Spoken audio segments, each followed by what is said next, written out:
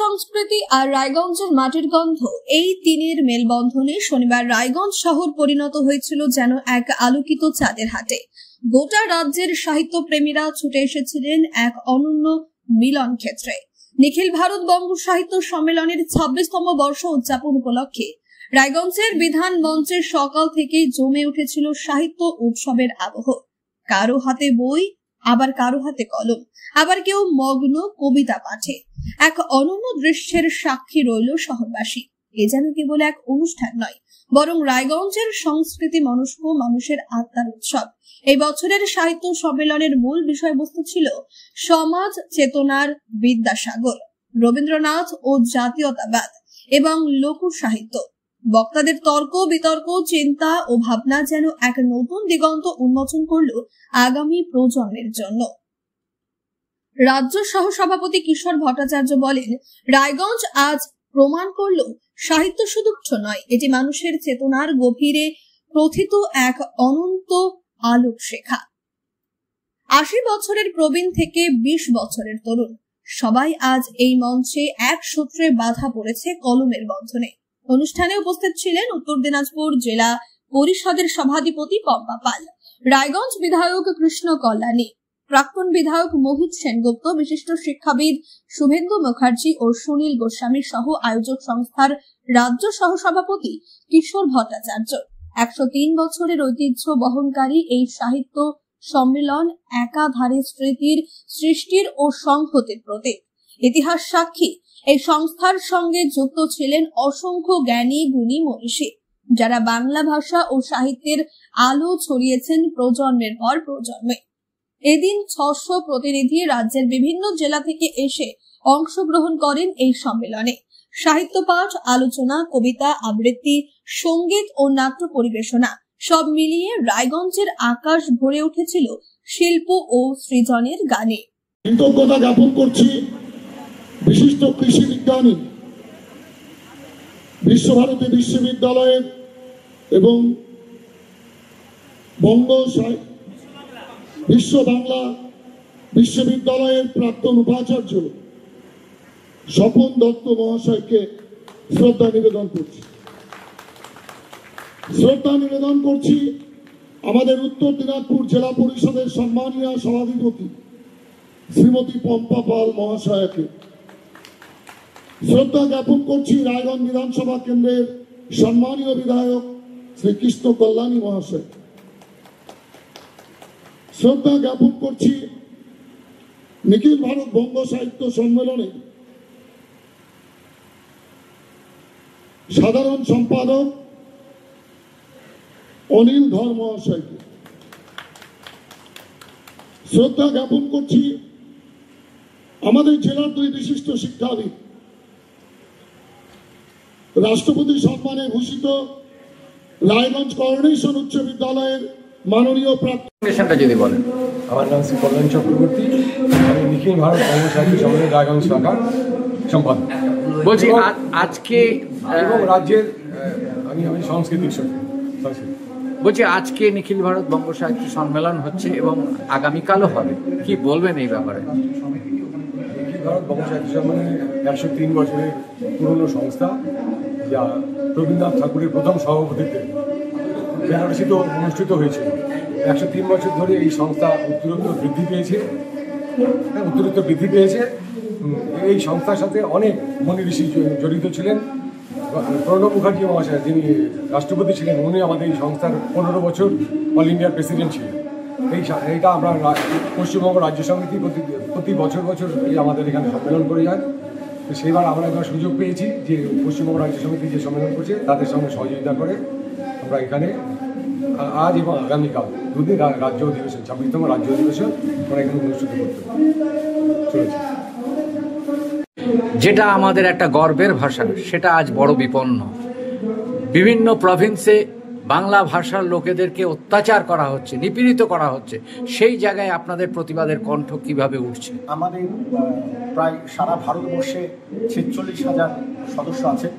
সারা ভারতবর্ষে বাঙালি, পশ্চিমবঙ্গ ছাড়া পশ্চিমবঙ্গের বাইরে তারা কিন্তু এই কাজটি করে চলেছেন।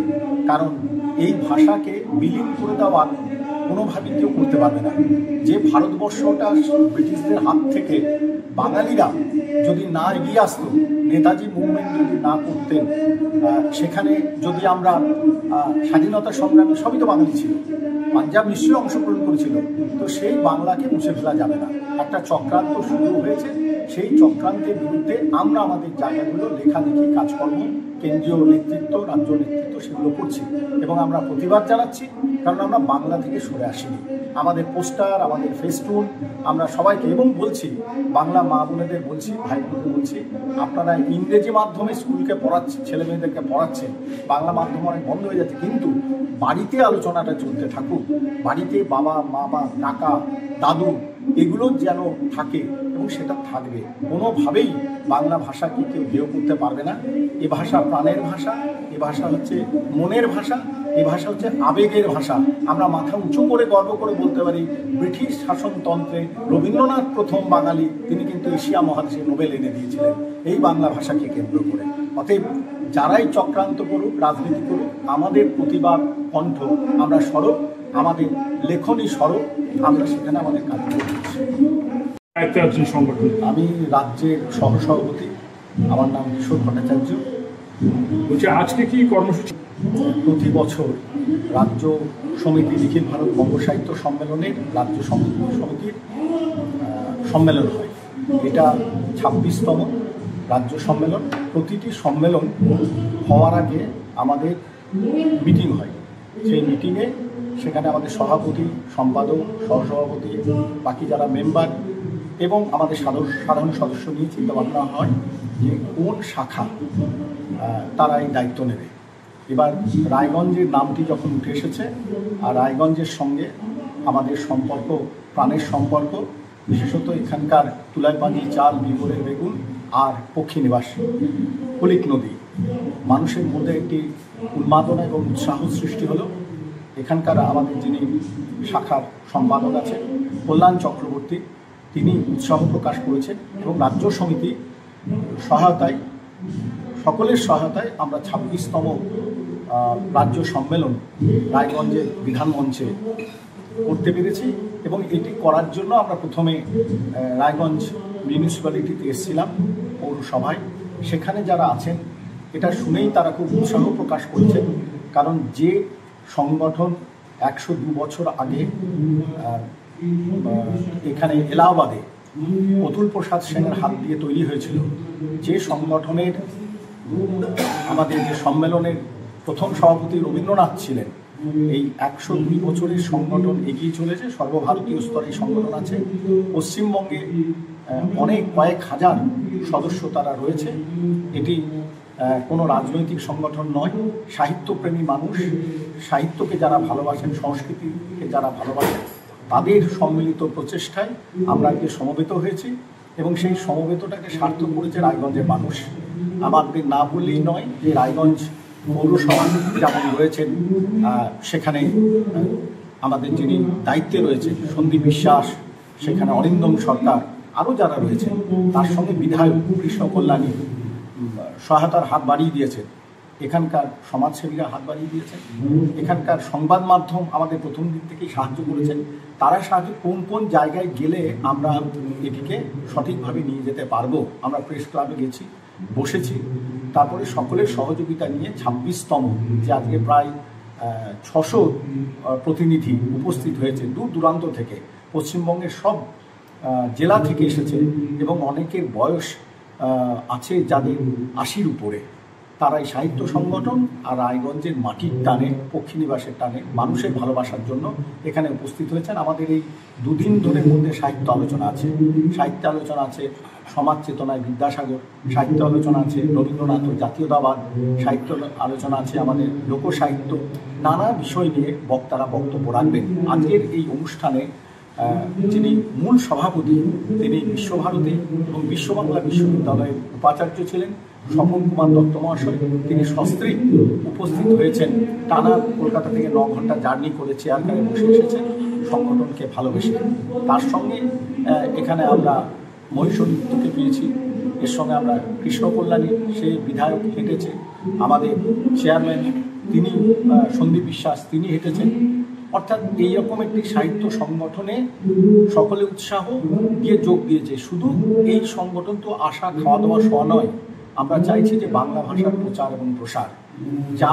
যে প্রদীপ জ্বালিয়েছিলেন অতুল প্রসাদ সেন, যে প্রদীপ জ্বালিয়েছিলেন রবীন্দ্রনাথ, যে সংস্কৃতির ধারক বাহক, বাংলার যে অতীতে যারা নিবেদিত প্রাণ, তাদেরকে আমরা সম্মান জানাচ্ছি, শ্রদ্ধা জানাচ্ছি। তার সঙ্গে নতুন প্রজন্মকে যারা তারা বাংলা ভাষার প্রতি আকৃষ্ট হয়, বাংলার প্রতি যারা তাদের যে শ্রদ্ধা থাকে, কারণ আমাদের ভুলে গেলে চলবে না বাঙালিদের বিদ্যাসাগরকে, ভুলে গেলে চলবে না রাজা রামমোহন রায়কে, ভুলে গেলে চলবে না বঙ্কিমচন্দ্রকে, ভুলে গেলে চলবে না শরৎচন্দ্রকে।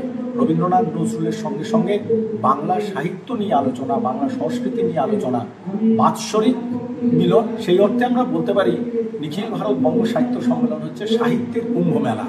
সেই সাহিত্যের কুম্ভ মেলায় আমরা এই 11-12 অক্টোবর রায়গঞ্জ বিধান মঞ্চে মেতেছি মনের আনন্দে। তার কারণ বলে রাখি, আমরা দুঃখ বিক্রি করতে পারবো না, আনন্দ কিনতে পারবো না।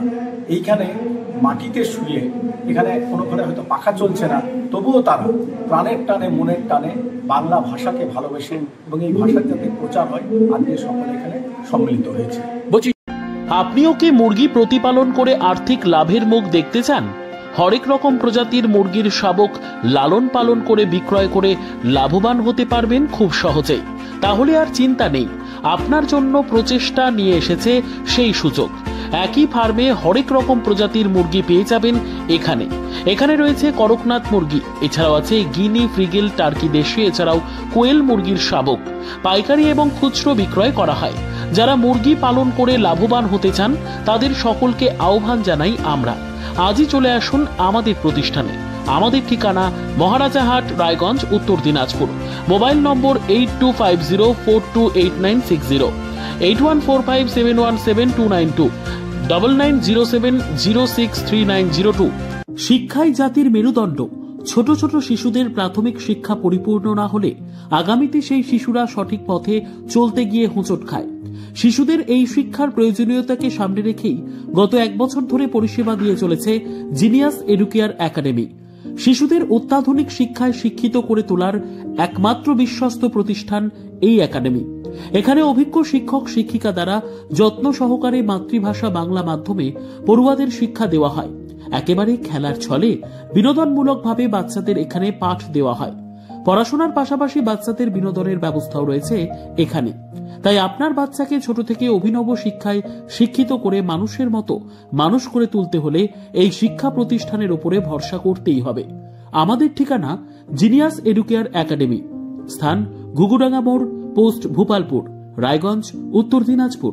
মোবাইল নম্বর 9563630109 অথবা 7029042308।